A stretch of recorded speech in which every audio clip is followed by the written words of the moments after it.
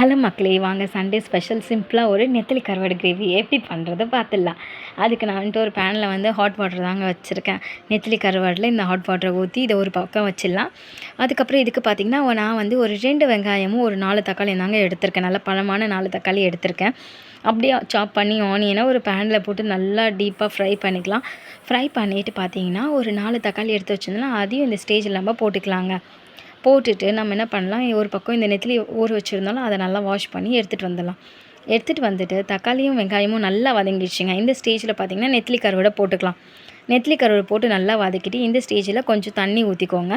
தண்ணி ஊற்றிட்டு 2 ஸ்பூன் நான் வந்து குழம்பு மிளகாத்தூள் தாங்க ஆட் பண்ணியிருக்கேன் இதுக்கு. உங்களுக்கு வேணால் நீங்கள் என்ன வேணாலும் போட்டுக்கலாம். பட் இந்த குழம்பு மிளகாத்தூளே இதுக்கு போதுமானது தாங்க.